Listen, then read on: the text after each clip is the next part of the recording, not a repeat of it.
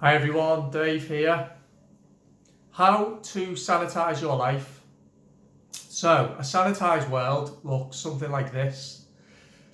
It's one where a rapid revolution in language takes place. One in which words are recategorized, not according to what they actually mean, but by how much they may cause offense.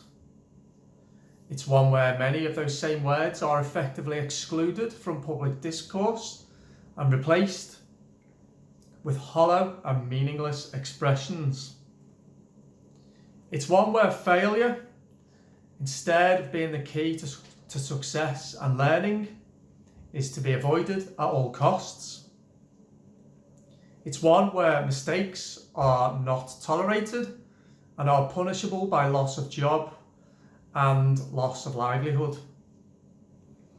It's one where a demented and sinister band of lemmings on Twitter, eerily reminiscent of a baying mob at a medieval execution, gleefully call out those mistakes so the guilty party can be named and shamed in public.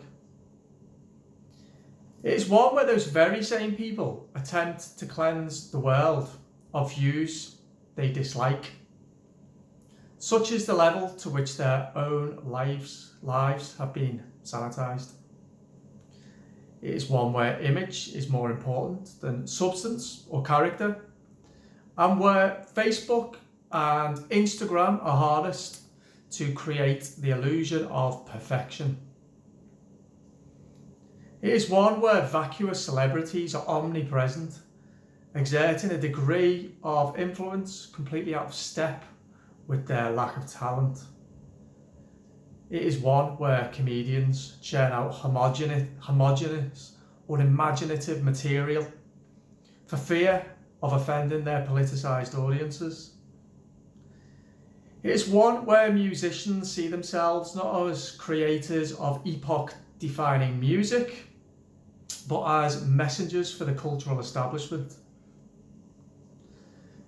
It is one where increasing numbers of individuals blindly subscribe to political ideology, absolving themselves of the responsibility to pursue nuance and to strike balance.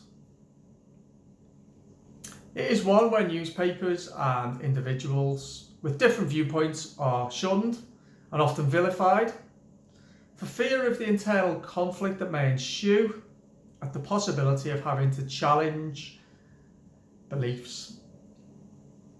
It is one where safe spaces allow university students to be shielded from any views that may trigger their flimsy characters. It is one where the population is bombarded constantly with messaging telling them how they need to live their lives, so they don't have to figure it out for themselves.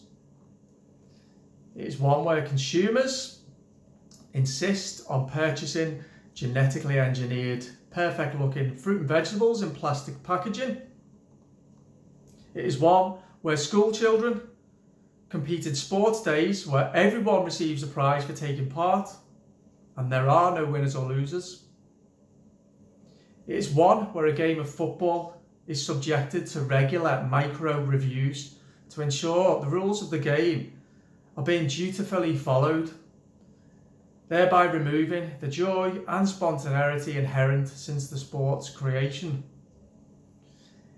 It is one where repeated and organised attempts are made to overturn democratic outcomes.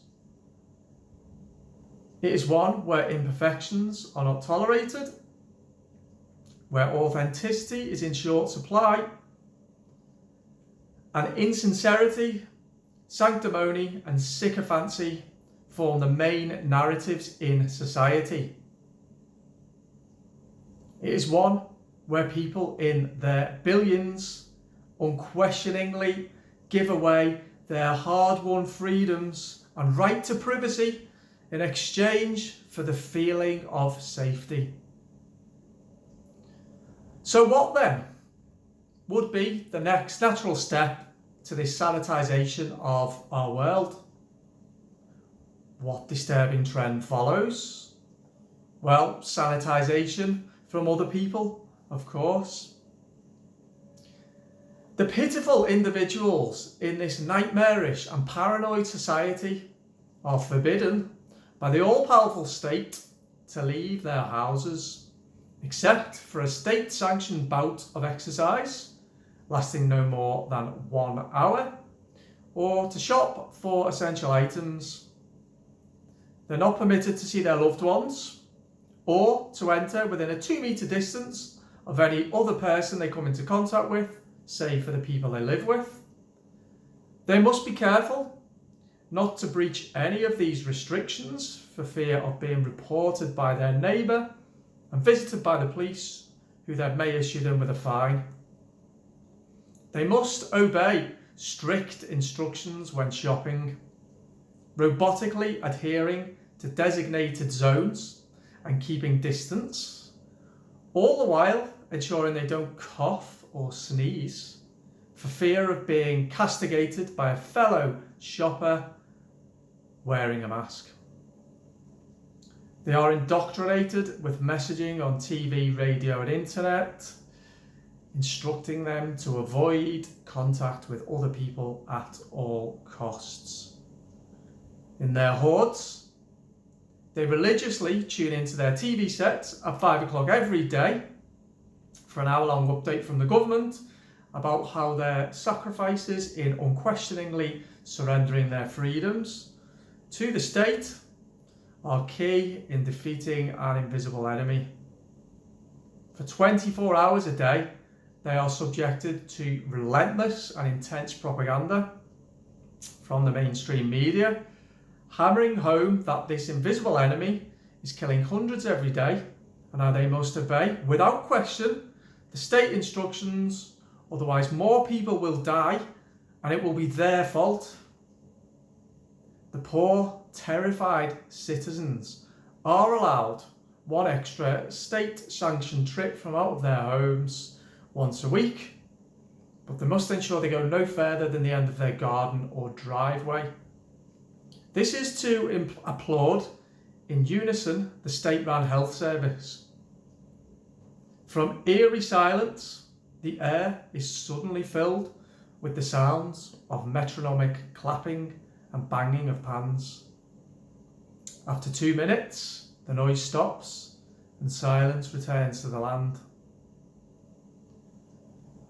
The citizens of this era-defining event are brainwashed into believing that this invisible threat is an existential one to their very existence. Their mantra of "stay safe" is the ultimate expression of their society, which has become first preoccupied and then obsessed with all the wrong things. These poor, ignorant souls, who for years have been fed a diet of agenda-driven news with a strong undercurrent of threat, have lost their powers of resilience, their capacity to balance risk, and appallingly, their appreciation of freedom. Their 21st century need for safety and certainty is now in severe danger of being the very thing that destroys them.